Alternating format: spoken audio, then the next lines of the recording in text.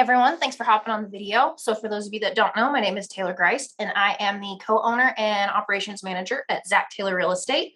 So for today's video, we are going to be talking about prepping for your real estate photo shoot for your listings.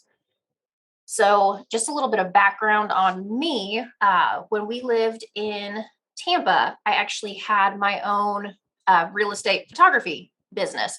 So I did photography for everything from, beachfront condos to I even did photography in the same neighborhood that both Tom Brady and Derek Jeter lived in Tampa.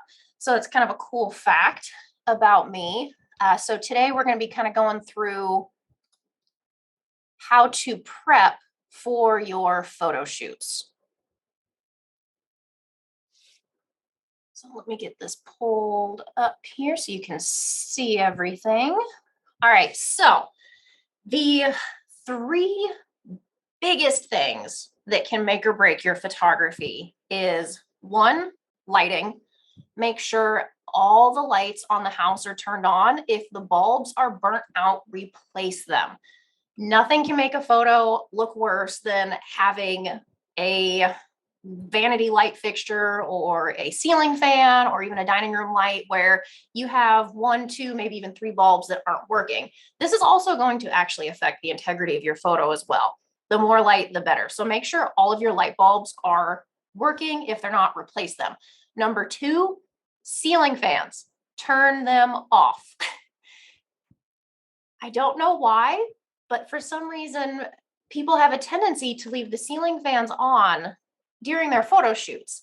And if you've ever looked at a photo where the ceiling fan was left on, you see the fan blades kind of blurred out. And that's because it's really, really difficult to get a really crisp image when you have something that's moving.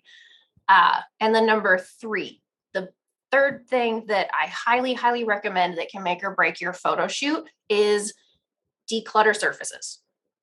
So whether that's the kitchen counters, bathroom counters, if they have tables or vanities, just anything that has accumulated stuff, try to remove it for the photos. Most homeowners understand when they get their home ready to list that some things are going to have to be moved around, things are going to need to be, changed, especially for the photography, because the photography is kind of the first point of contact for a lot of buyers. And they're going to judge the home based on what they see on those online photos. So some other things to kind of look at in general when prepping for photography is make sure the house is clean. You can see dust and dirt spots in photographs. Yes, technically it can be photoshopped out, but that is a lot more work for your photographer if you give them a house that needs a lot of Photoshop. Like I said, make sure all the lights are turned on. Replace the bulbs if they are burnt out. Another thing with the light bulbs is make sure they're all the same tone. So if you have an open living space, you don't want your kitchen to have cool toned lights and then maybe your living room has warm daylight bulbs. You can tell the difference in the photos. It's just not going to look as cohesive as it could. Turn off the ceiling fans, make sure all your TVs are turned off. Again, that's something that can be done after the fact if you want an image on the TV screen. That's typically something you can ask your photographer to do. They can put a still image, so then that way, again, movement from the TV isn't going to affect the integrity of your photos. Same with computer screens. So also with lighting, open the blinds. I actually prefer not to have the shades fully lifted because not every shade in the house is going to actually sit even and flush. So what I prefer to do is I actually have the blinds down touching the windowsill, and then I just open them where they're perfectly flat. You can see through them. You still get the light, but at that point, you still have kind of a cohesive, every blind looks the exact same. Removing personal photographs, that's kind of a big one, especially if they're photographs of children. Zach and I just kind of have the philosophy of you don't know who's going to be looking at your real estate photos once they are posted to the MLS. They get syndicated to Zillow, Realtor.com. You don't know the type of people who are going to be on there looking at these home photos. So we always highly recommend any photographs of families, children specifically, just have the homeowners move them. It's really a safety thing. Because again, when you go active with a listing, if you post a picture online with the child in that photograph, well, they also have access to the address of the house. So that's just something to kind of keep in mind when you're doing photographs is remove all pictures of kids. I understand if there's going to be like a kid's bedroom, you can't empty out the entire bedroom. That's not possible. But if you can at least remove all the photographs, and that way, family photos, kid photos, baby photos, they're just not going to be seen in your pictures. Um, Remove small floor rugs. So this would kind of be like bathroom rugs, kitchen rugs, towel mats, just kind of anything that doesn't necessarily need to be in your photo or add value to your photo. So, for example, in a bathroom, we really recommend removing all of the bath mats, the bath towels, rugs on the floor, because this is also going to make your pictures look bigger. It's going to make the room look bigger. It's going to make the space appear bigger versus having small rugs all over the place. And then again, with shoes and jackets, put them in a closet. Most people don't photograph the closets. They're a very hard angle to get. So just by putting the shoes and jackets inside of a closet or out in the garage, it's just going to make the space again just feel bigger and a little more open. So exterior. There are things that you need to prep for outdoor photography as well. Make sure your garage door is closed when you're getting the majority of your exterior shots. Now, you can have a photo of the inside of the garage. I do that all the time. Zach and I just had a photo shoot in Tampa, and at one point we opened the garage so we could get a picture of the inside. But for the majority of your pictures, you don't want the garage door just wide open. So make sure it's closed, and also make sure it's clean. If your garage door is supposed to be white, but it's actually a tan or light brown shade, probably want to pressure wash it. Make sure your landscaping's cleaned up. Make sure the homeowners, mow, trim the shrubs. Some of them might even need to bring in some mulch. The clean landscaping can just make a photo look just impeccable. Just having fresh mulch, fresh plants, trimmed plants, it can kind of make or break your house. So remove water hoses, remove toys.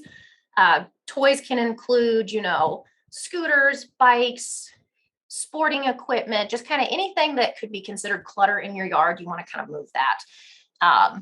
If your seller has a porch, just kind of tidy that up. If they have, chairs, couch cushions, anything like that. If you have a pool, make sure it's clean, hide all your pool supplies. If you have any water features, it's kind of cool to turn those on. So, and then just remove the trash cans from your shot. That can be something as easy as putting them in the garage, or if you don't want to put them in the garage, pull them out to the street and then put them right back once you're done with all of your pictures. So those are just kind of a few things to look at for exterior. You don't really need to focus too much on turning on your exterior lights. If you want kind of a sunset shot, that's actually something that I recommend still taking during daylight hours. And then post-production of the photo, you can actually change it to sunset. And they even have the capabilities of adding lights, even though your lights are turned off. So it's kind of cool, everything that you can do post-production with your photography. So just kind of keep that in mind. Daylight, not super, super harsh sun, but bright daylight. Overhead sun's kind of the best. That way you get a little less shadowing depending on where you're at. So those are just different things to think about as well when you're doing your exterior photo shots. So kitchen and dining room. Like we said previously, in the top 3 things we highly recommend doing, clear your countertops was number 3. So this means removing almost everything. If there are utensils or magnets on the fridge or just kind of anything that doesn't really belong on the countertop, take it off. It makes the picture look cleaner when when the homeowner's belongings are not just out all over the place. It also paints a better picture for potential buyers because they have a better chance of envisioning themselves in a home that's free and clear of the seller's belongings. Um, Hide your garbage cans in a pantry or closet, or for the photograph, just pull it out of the way, and then you can always put it right back when you're done. Make sure all the surfaces are clean. Um, you can use decorative place settings if you want to have something on a table. So, for example, you could put out like a centerpiece on the dining room table. Some homeowners already have a dining room table just preset, so that's always something that you can keep as well. That's not something that I would necessarily declutter fully, just because it can kind of add to your picture and it almost looks staged in a way. Straighten out all the chairs, make sure they are even. I know that sounds kind of picky, but in a photograph, you can see if one chair wasn't actually placed in a similar position as the rest of them. That's not something that's going to break your deal. But coming from a previous real estate photographer, it's just something that's going to make it look just a little bit extra. It's going to show that you went the extra mile to make the home appear, as show ready as possible. So remove any child seats or booster chairs. They're not really necessary for any of the photographs. So just kind of declutter, lighting, make sure it's all cohesive. And really the biggest thing to consider too is always talking to your sellers first and seeing what they are comfortable with. Not every seller is going to want to remove every item from their kitchen in order to do photography. So there's always going to be a compromise. Recently, we just did another photo shoot in Tampa with one of Zach's listings there.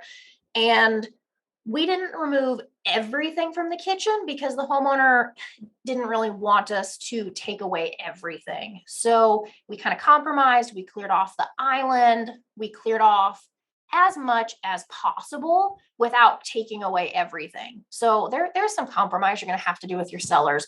But again, most of them understand they're trying to sell their house. So they're going to have to pack it anyway. So might as well start now before the photography. Living room and family room. So this is probably just as important as the kitchen and dining room. A lot of people are going to be looking at the living room and family room in the photographs, and they're going to want to see decluttered, uh, lights on, just it kind of needs to be like the showstopper almost. I know the kitchen is one of the most important rooms of the house, but the living room is going to be just as important. So removing magazines, paper, mail, decluttering your fireplace, cleaning out your fireplace. That's kind of a big one that a lot of people forget. Rearrange the furniture if you need to. Always ask the homeowner first, though. Remove any kids' toys, remove any excess blankets that just aren't being used. And again, just removing the personal belongings, such as photographs of children, family photos. It's just highly recommended. Most homeowners, again, they won't have an issue with you having to tweak anything in the room here and there to kind of get the perfect shot. But again, just ask. It's always better to ask versus moving something that they weren't expecting you to move. And you just don't want to upset anybody. So up next is bedrooms. So this is where ceiling fans definitely come into play, making sure those are turned off and not moving.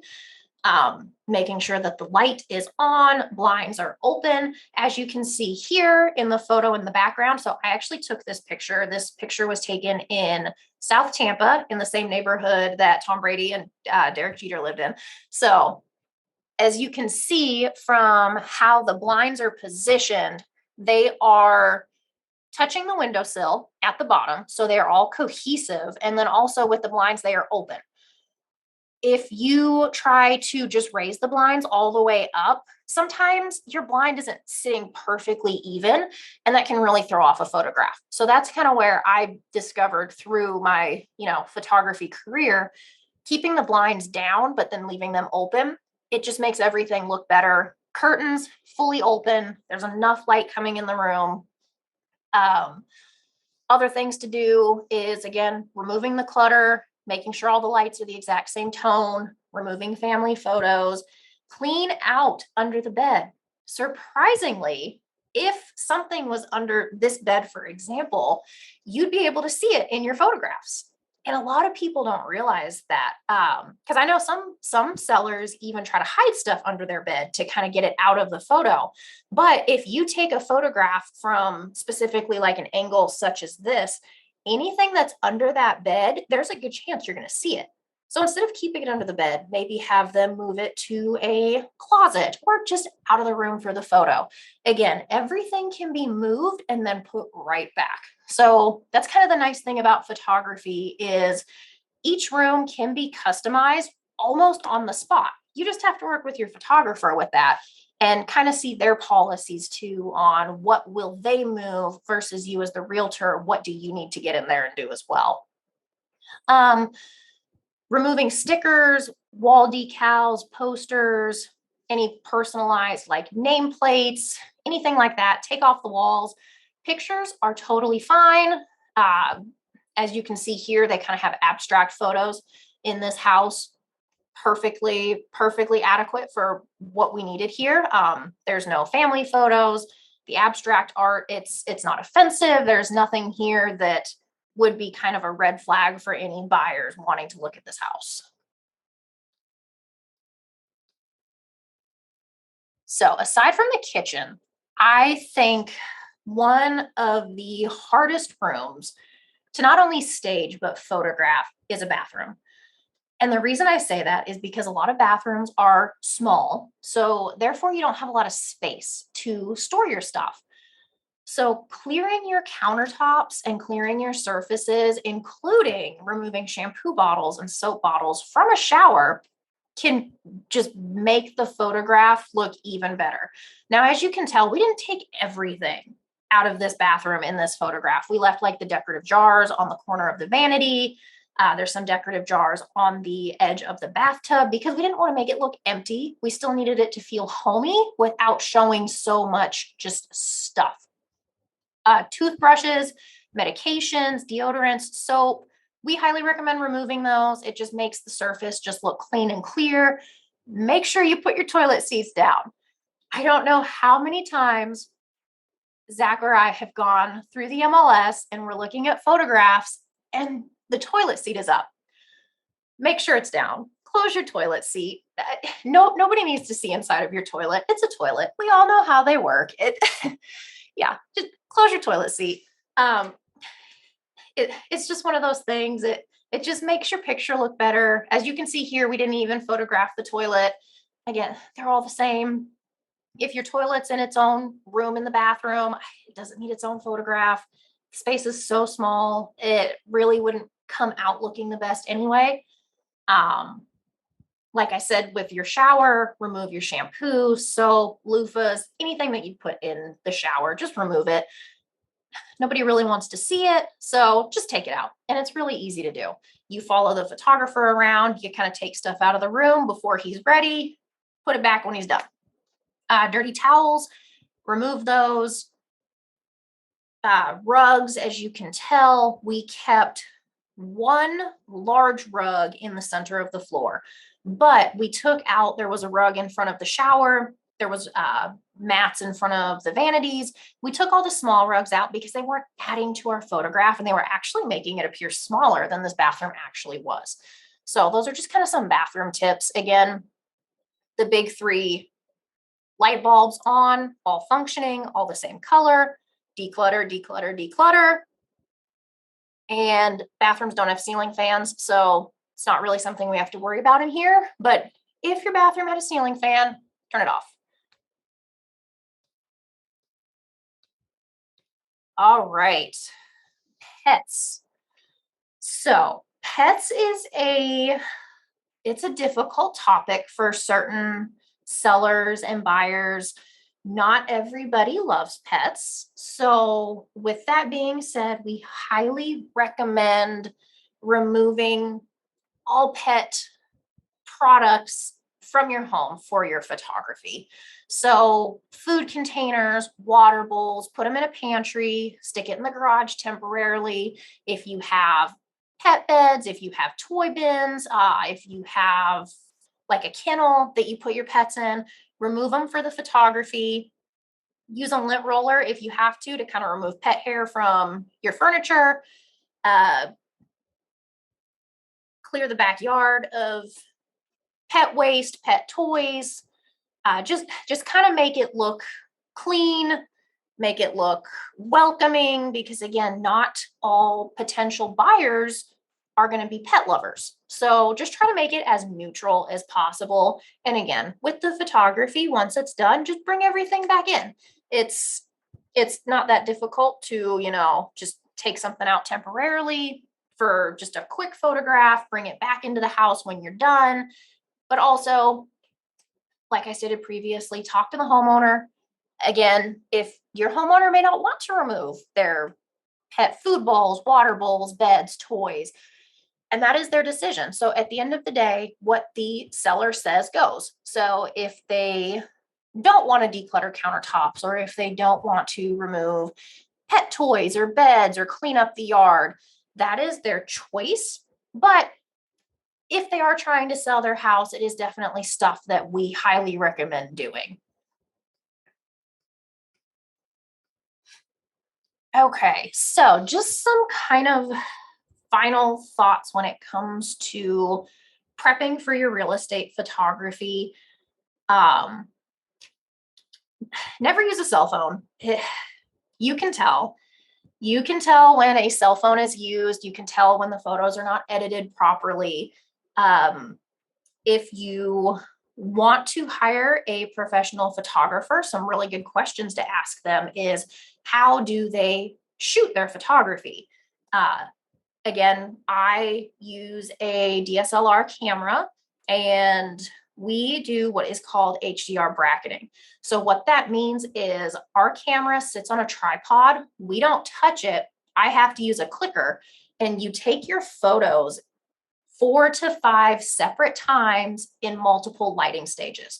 So the brightest stage, you would blow out the photo so bright that you see no shadows, to where the darkest stage of HDR bracketing is when the room is so dark you can crisply see out the window. And then what this does is, when you combine these 4 to 5 images together, it creates almost like the perfect photograph. There's no harsh shadows. You can see through the windows. Everything looks crisp and clear. And then, of course, when you're editing the photographs, or when your photographer is editing the photographs, they will then kind of color correct things as needed. So, yeah, just kind of ask them how they do the photography. Ask them if they're HDR bracketing. That is what I highly recommend if you want really good, crisp pictures that you can see out the window. So kind of to give you an example right now, I'll turn this. So you can see me very well right now in this video, but you can't see out the window. It's blown out, it's bright, it's kind of hazy because of how blown out and bright it is. That's the point of HDR bracketing. So you don't get that blown out window effect. So you get the best of both worlds. You can see the interior perfectly, and you can also see the exterior perfectly. So those are some questions that I would definitely ask your photographer. Other things with real estate photography that I would also ask them is kind of their turnaround time. Not every photographer is going to be the same with how fast they get you your photographs. When I was personally doing real estate photography, I kind of had a 48-hour turnaround time guarantee, but nothing sooner. So keep that in mind too when you're prepping for your photographs and for your listing, that you kind of need to give your photographers enough time to go out, shoot the photos, and then go home, edit them, and get them back to you. So you don't want to schedule your photography for one day and expect to go active the next. Just realistically, that's just not going to happen. Other things to consider with real estate photography would definitely be adding some form of drone, in my opinion. We personally have a drone, so we shoot all of our own drone photography for Zach's listings. And it just adds just an extra little bit of pizzazz to your listings. So with the drone, you can see, different neighborhoods that surround the house, or are you close to downtown? Are you close to certain school districts? It just kind of showcases what is around your property from a distance. So that's kind of a really good feature to add.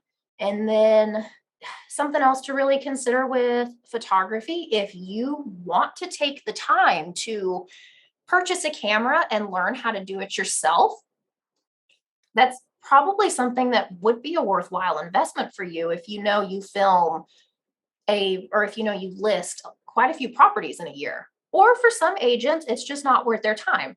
So it's really just going to be up to you how you decide to do your photography. But at the end of the day, always hire a professional or learn how to do it yourself with a professional camera.